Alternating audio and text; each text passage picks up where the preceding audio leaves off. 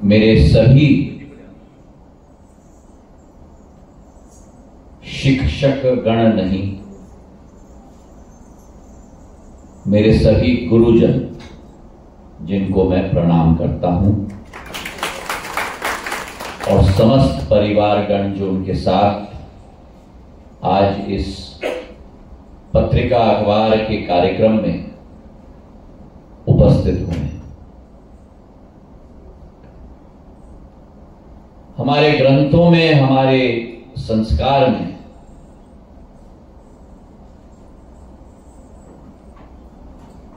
एक बहुत पुराना मूल मंत्र है।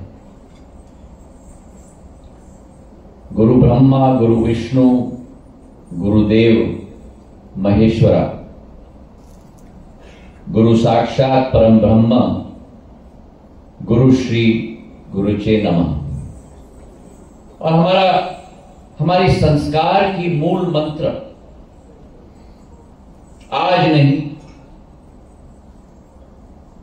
हजारों साल पुरानी नहीं, लेकिन प्राचीन काल से गुरुओं को केंद्रित हमारी जीवन की आधारशिला रही है।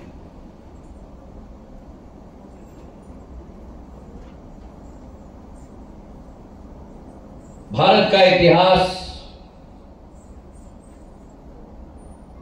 कोई 1000 साल पुराना नहीं। हम विश्व के सबसे प्राचीन देश और प्राचीन माटी रही।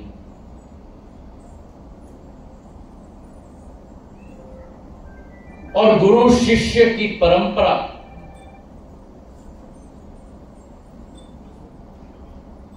आधुनिक काल के साथ न जुड़े हुए हमारे ग्रंथों में भी जुड़ी हुई है।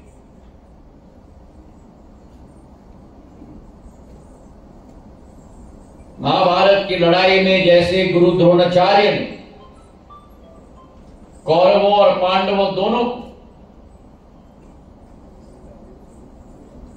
केवल मूल्य सिद्धांतों का ज्ञान नहीं, लेकिन अस्त्र शस्त्र का भी ज्ञान प्राप्त करवाया था।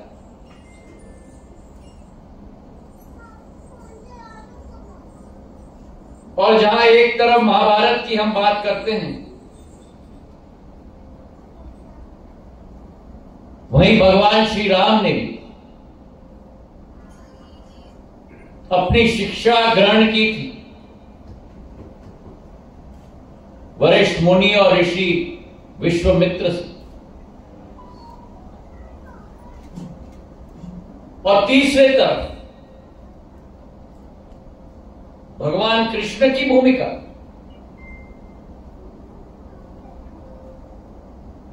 अर्जुन के साथ रणभूमि में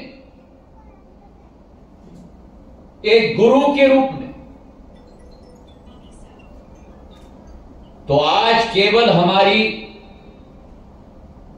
शिक्षा पद्धति नहीं, और ये सबसे मुख्य बात मैं आज करना चाहता हूं, केवल हमारी शिक्षा पद्धति नहीं, लेकिन हमारे मूल्य और सिद्धांतों की पद्धति भी गुरुओं के द्वारा पीढ़ी भर पीढ़ी उसका संचार मेरे गुरुओं के द्वारा किया गया है भारतवर्ष में। अगर आधुनिक युग की हम बात करें, स्वामी विवेकानंद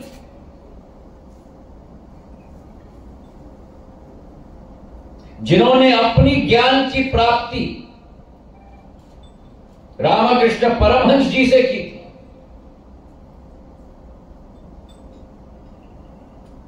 वो एक अलग होती है, एक ज्योति होती है, जिसके प्रकाश के नीचे हजारों लाखों नई ज्योत की शुरुआत होती है।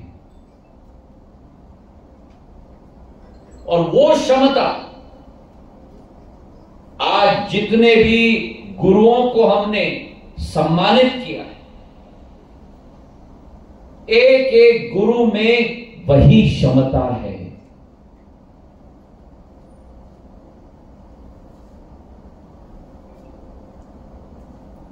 आधुनिक युग में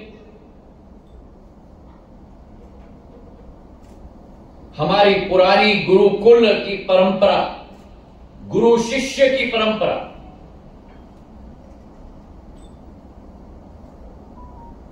में परिवर्तन आया है।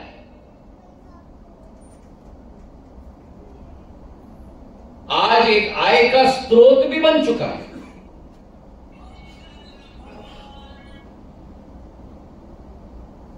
लेकिन हमें कभी नहीं भूलना चाहिए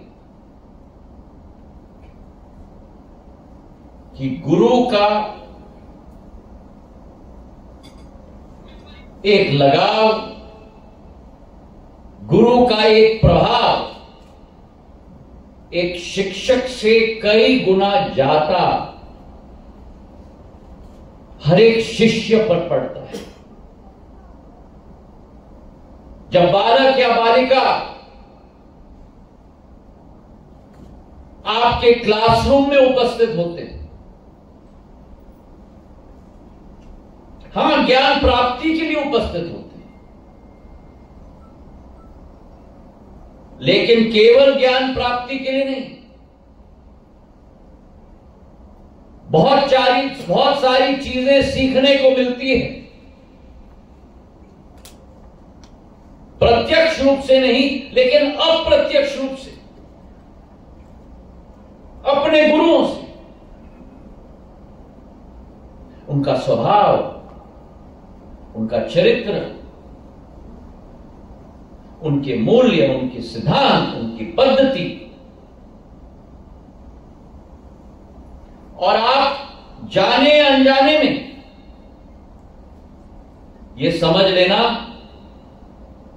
कि जब वो बच्चे अपने घर को छोड़कर 9 बजे से 5 बजे तक आपके साथ हैं, आप केवल उनके गुरु नहीं, आप उनके माता और पिता उन 8 घंटे के लिए भी हो। और यह अतिशयोक्ति नहीं होगी अगर मैं कहूं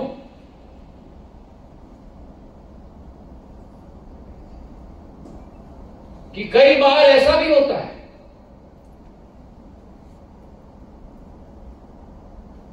बच्चा घर जाता है, और आजकल के जमाने में तो होमवर्क की तो ऐसी की तैसी, मतलब तो कोई समय ही नहीं है बच्चों के, मतलब बच्चों का बचपन ही खोया जाता है। बचपन वो समय है मौज मस्ती खेल। आजकल के बच्चों को स्कूल जाते देखो और जो पीठ में वो बस्ता,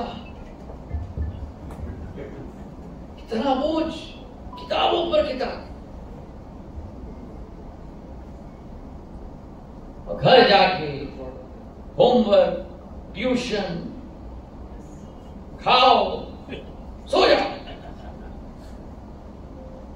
तो यह अतिशयोक्ति नहीं होगी अगर मैं आपको कहूं कि अपने माता पिता से ज्यादा समय वो बच्चे आपके साथ बिताते हैं।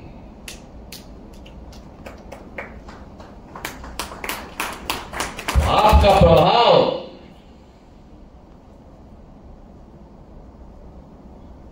केवल उनके मस्तिष्क पर नहीं,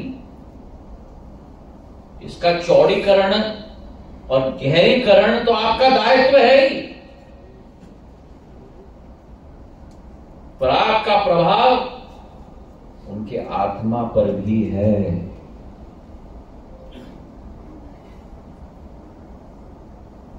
और आज मेरे गुरुजनों की सख्त जरूरत मेरी भारत माता को है।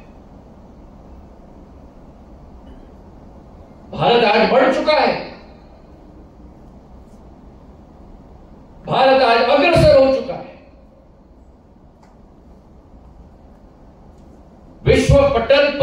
नक्षत्र के रूप में भारत अग्रसर हो रहा है।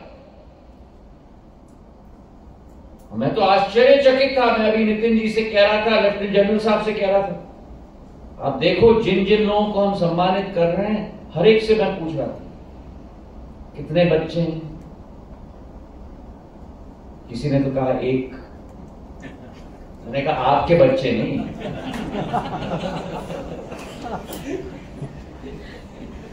क्योंकि वो भी आपके बच्चे हैं भाई। यही पहली गलती है आपकी। आपका एक बच्चा नहीं है, जितने बच्चे आपके स्कूल में हैं वो सारे आपके बच्चे हैं। एक ने नाम रोशन किया तो आपके घर का ही नाम रोशन किया है। पर हर एक गुरु ने मुझे कहा, सबसे कम संख्या मैंने सुनी 600, नहीं तो कोई तो 2000, 1500, 4000। इतना विस्तृत परिवार आपका है। और ये मत भूलना कि आप एक अमिट छाप अपने बच्चों पर छोड़ रहे हो। मैं अपनी बचपन की बात करूं, मेरे शिक्षकों ने मेरे ऊपर एक बहुत अमिट छाप छोड़ी। सिखाने की शैली, उच्चारण की शैली,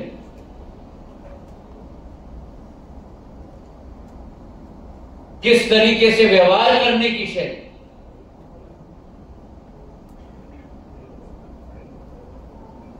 मेरा इंग्लिश का प्रोनाउंसिएशन मेरे बॉम्बे के स्कूल के बदौलत है। जो मेरी टीचर्स रही वहां, जिन्होंने मेरा डिक्शन, मेरा एनंसिएशन दुरुस्त किया। मेरी गणित की ट्रेनिंग, स्पोर्ट्स की ट्रेनिंग, मूल्य सिद्धांतों की ट्रेनिंग मेरे उत्तराखंड के स्कूल के बदौलत, जिन्होंने मुझे अवसर भी दिया, मुझे चुनौतियां भी दी।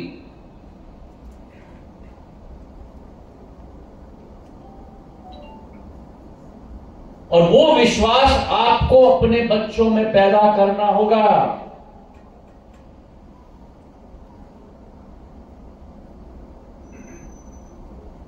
आपको एक एक बच्चे में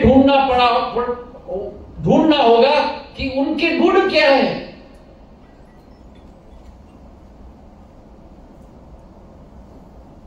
मेरी क्षमता अलग हो सकती है, लेफ्टिनेंट जनरल साहब की क्षमता अलग हो सकती है, देवेंद्र जी की क्षमता अलग हो सकती है, नितिन जी की क्षमता अलग हो सकती है।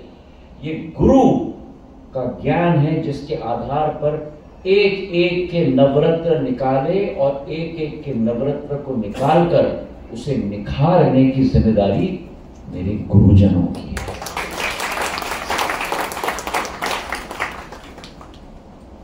मैथमेटिक्स में फॉर्मूला है, एलसीएम। गणित का कोई गुरु है? लोएस्ट कॉमन मल्टीपल, एलसीएम नहीं ढूंढना है,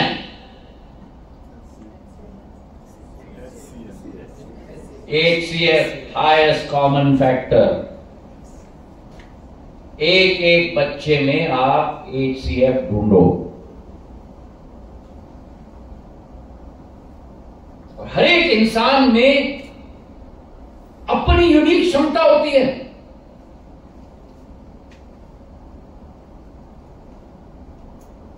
आज मैं इस मंच से बोल रहा हूं,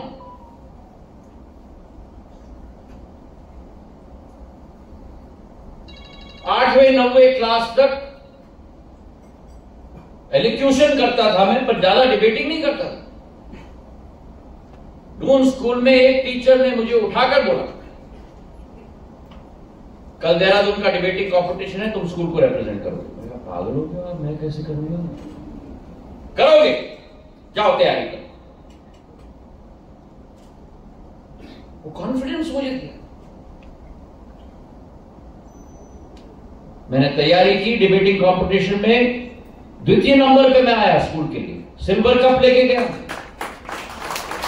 तो वो कॉन्फिडेंस पैदा करने की जरूरत है, वो आपकी जिम्मेदारी। और आखिरी बात मैं कहना चाहता हूं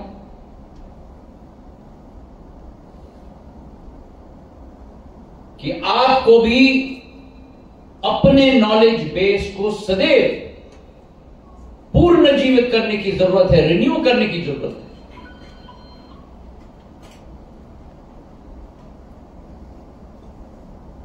आपकी पेडागॉजी, आपकी करिकुलम वही चीज सालों साल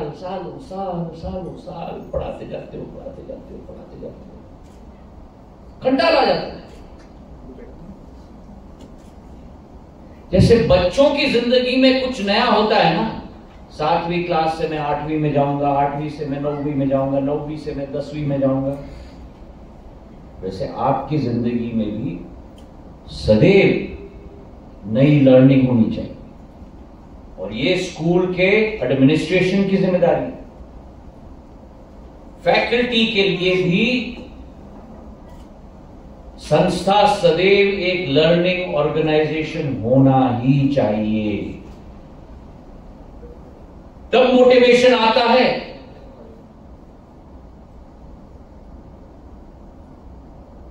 स्पेशलाइज्ड कोर्सेज हो, कॉन्फ्रेंसेज हो, अपने शिक्षकों, अपने गुरुजनों को आप भेजो, क्योंकि सब लोग केवल करियर पाथ नहीं ढूंढते, लेकिन सब लोग लर्निंग पाथ ढूंढते हैं। आप जितने भी सक्सेसफुल हो अपनी जिंदगी में, ये कभी मत समझना कि सभी ज्ञान की पूंजी मेरे पास ही है। सदैव कुछ और है जो हम सीख सकते हैं। और ये संस्था की जिम्मेदारी होनी चाहिए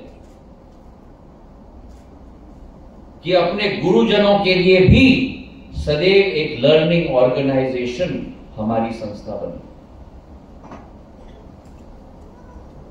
आखिरी बात मैं कहना चाहता हूं, आज के दिवस पर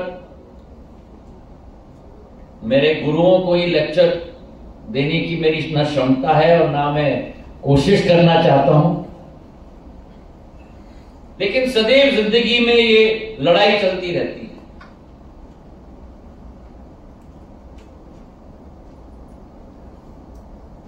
ज्ञान और धन के बीच। धन जरूरी है कि ज्ञान जरूरी है? और सदैव याद रखना, और अपने सारे हमारे जितने भी स्टूडेंट्स हैं उनको भी आप कहना, ज्ञान सबसे जरूरी है। क्यों? क्योंकि धन की रक्षा आपको करनी होती है, ज्ञान आपकी रक्षा करती है। ज्ञान प्राप्ति पर ध्यान दें। ज्ञान है तो सब कुछ संभव है।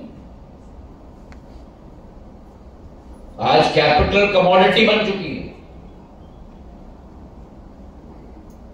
40-50 साल पहले पूंजी गति अवरोधक होती थी, आज ज्ञान गति अवरोधक है। और इसलिए मनुष्य का जीवन ज्ञान की प्राप्ति के लक्ष्य की पूर्ति करने के लिए होनी चाहिए। आज सभी शिक्षकों को मेरे तरफ से बहुत बहुत बधाई। मुझे आपने यहां आमंत्रित किया। धन्यवाद। जय हिंद, जय भारत।